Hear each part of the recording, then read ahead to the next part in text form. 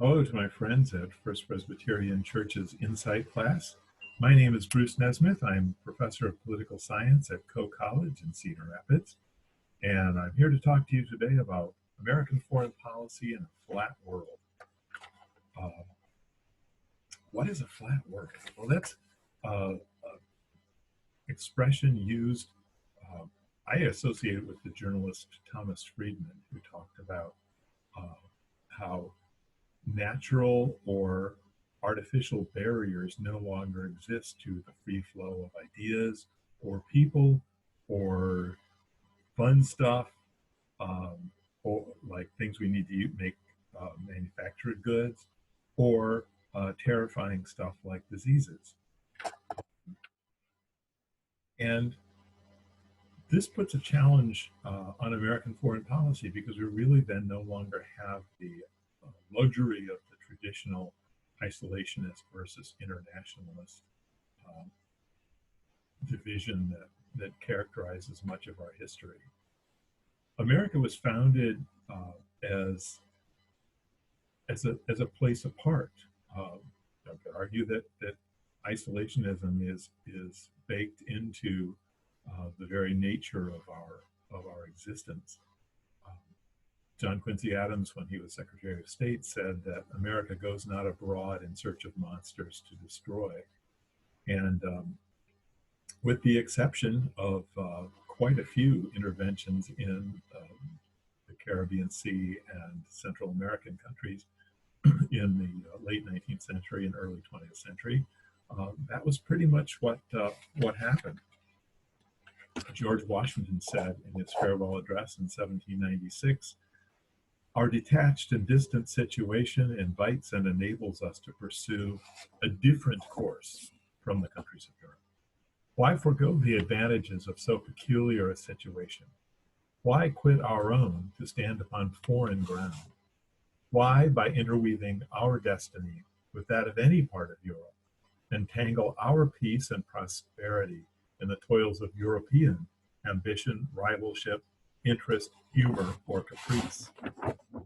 Washington goes on, "It is our true policy to steer clear of permanent alliances with any portion of the foreign world, taking care always to keep ourselves, by suitable establishments, on a respectable defensive posture. We may safely trust to temporary alliances for extraordinary emergencies." So the idea is that America could define its own interests domestically and really only intervene in those rare circumstances when something external to us uh, threatened some identifiable interest. So that explains, for example, America's response to the League of Nations after World War I. Woodrow Wilson, definitely an internationalist president and our only political scientist president so far, um, said wanted to uh, establish international organizations, something that became an essential part of our foreign policy after World War II. But America wanted no part of the League of Nations after 1918, and when the Treaty of Versailles was filibustered by the U.S. Senate, the public opinion breathed a kind of sigh of relief. In 1930, when the Depression spread worldwide, America's response was to increase tariff barriers with the Smoot-Hawley tariff, and that arguably made the Depression longer and worse. And in 1939, as the rise of Nazi power uh, drew France and Britain into war, America continued to stand apart. Congress clung to neutrality. President Roosevelt, like Wilson, an internationalist, um, could only do marginal kinds of involvement, such as the Lend-Lease agreement with Britain in 1940, done by executive order. And even that got a lot of criticism. It was only with Pearl Harbor, the attack by the Japanese in 1941, which I'm not going to get into this, but there's a fair argument to maybe made that Roosevelt manipulated that event, that America was able to enter World War II.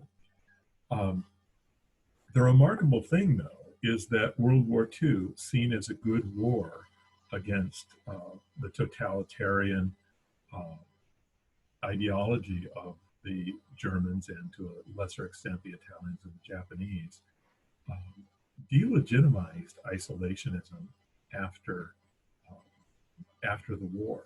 So America did not in 1945 and 46 return to the isolationism of the late teens and 1920s. Um,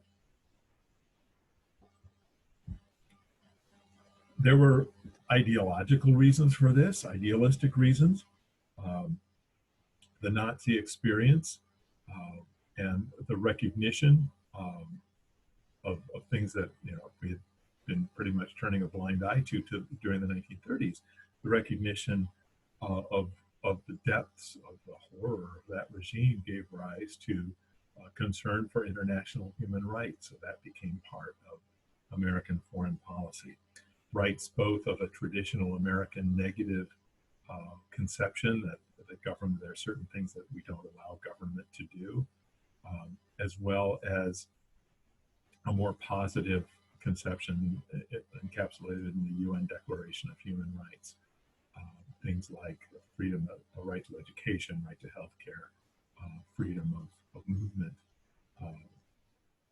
The Cold War was perceived not only as a battle for security, which it certainly was, but as a battle for ideas, with America standing for democracy and capitalism against the communist regime of the Soviet Union.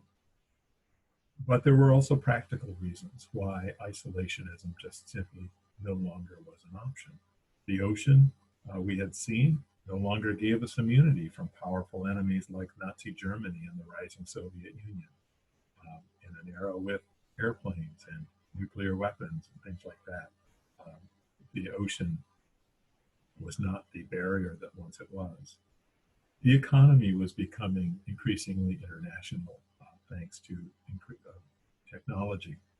And free trade was seen as a way of increasing prosperity, as people as long ago as Adam Smith had argued, but also as a way of ensuring peace. That countries that relied on each other for economic exchanges were less likely to go to war. There was, for a long time, this thing called the McDonald's peace, that no two countries with a McDonald's ever fought a war. I think that went to pieces in the 1990s with the breakup of Yugoslavia. But again, the symbolism of the international economy brought about by free trade made theoretically wars less likely. So free trade becomes an element of American policy, beginning really in 1945 and pursuing a succession of general agreements on tariffs and trade. So for the 25 years after World War II, U.S. foreign policy looks a lot different than it did in the 25 years before World War II. U.S. was actively involved in rebuilding Europe, the massive economic aid of the Marshall Plan, as well as security arrangements through the North Atlantic Treaty Organization. And in general, the Cold War was seen as a way of protecting countries that were free from the expansionism of countries that were not free. The U.S. was active in establishing and supporting with a large percentage of financial contributions international organizations like the United Nations, the World Bank, the International Monetary Fund, and finally in the 1990s, the World Trade Organization. That international organizations were ways for countries to come together on issues of common concern and also to work out their differences, to talk out their differences, or yell out their differences, or in the case of Nikita Khrushchev, bang your shoe out their differences, as opposed to engaging in wars. Also, the U.S. invested heavily in the military. So For the first time, we have a huge peacetime military establishment that was not something that was part of American politics or American government pre-World War II. Much larger force levels, weapons systems, nuclear weapons, um, various ways the military becomes a huge part of the American budget in the years after World War II. Intelligence, international intelligence operations through the Central Intelligence Agency, the CIA, and the NSA, the National Security Agency.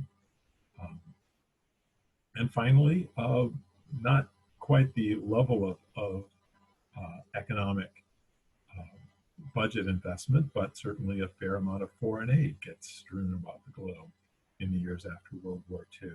Some humanitarian, but a considerable amount of military aid for strategic purposes as well.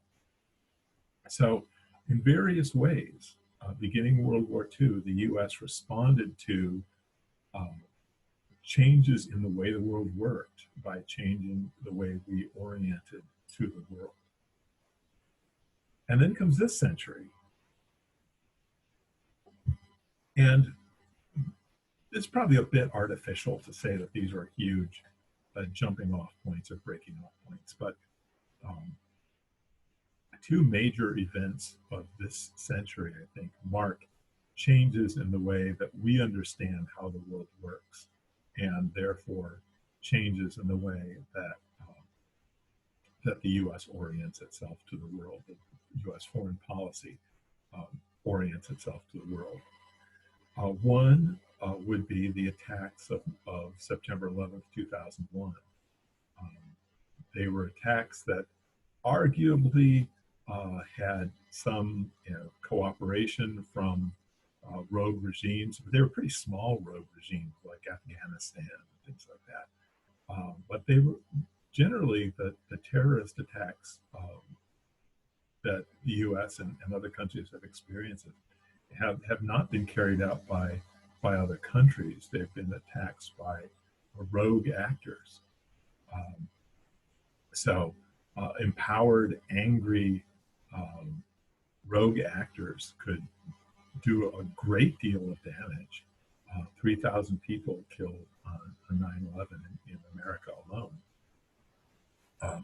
And so various vulnerabilities were exposed. If you think about all the stuff America has that maybe it's not likely that China or some other country is going to attack, but terrorists meaning that we are vulnerable to attack some large chemical plants on compact nuclear devices. So 30 bombs attacks on a major city could do extraordinary amounts of damage.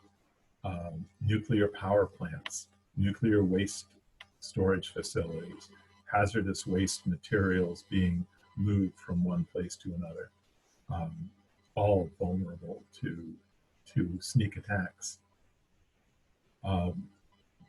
Weapons of mass destruction could be brought into the country through shipping containers. Deadly toxins could be released in an urban area. It hasn't happened here, but it's happened in Japan. And a lot of damage could be done by a relatively small group of actors with physically small weaponry. And then this year, with the coronavirus that originated in China in a wildlife market, various combinations of factors suddenly blow it up into a worldwide pandemic that shuts down economies and kills lots of people. Maybe not as many people as would have killed if we hadn't shut down the economies, but a lot of people have died, and a lot of people have had their health compromised and have gone through a lot of suffering. So diseases spread earlier. There's the Black Plague in Europe 700 years ago, but it can go a lot faster and a lot farther thanks to modern technology.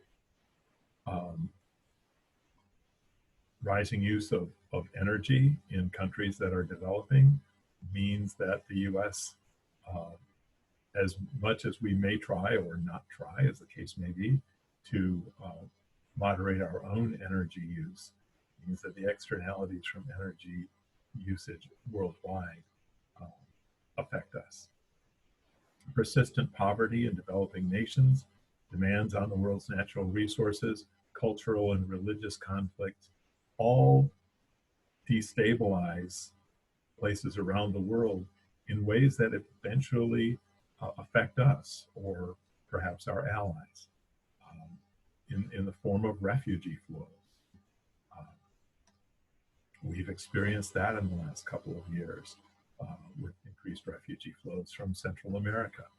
But climate change, water depletion in coming years may make the 2018, 2019 refugee flows seem small and quaint in comparison. And finally, economic globalization, which we've kind of talked about already. It's a phenomenon that brings great benefits, material benefits, but also means that America is vulnerable to decisions made elsewhere. So foreign policy looks a lot different in 2020 than it did in 1920 or even arguably in 2000. That small concerns all over the globe become American concerns. It is tempting, I'm sure this is no news to anybody, it's tempting to respond to this by saying, we'll just keep them out. If there's screwy stuff going on in other countries, we will build those barriers. But in a flat world, barriers aren't really very effective. I think that's the premise of a flat world. China could build a great wall, and America can do various things to try to limit immigration of undocumented people over its borders. But people, economic phenomena, diseases, terrorism don't respect walls and don't respect surly rhetoric. And so we wind up in a situation where we can't always project power in the way that we're used to projecting power. And we certainly can't protect ourselves or find a safe place between vast oceans in the way that Americans were used to thinking about it. It's a tough world to be living in. Lots of promise, lots of good things as well. But a flat world means that we don't always fight the battles that we choose to fight. Thanks very much for listening to this, and I look forward to the time that we can be together. The last thing I'm going to do is put up my contact information. I had a bit of a show and tell to you today, and the technology just was not working for me, so wound up with just talking face to face.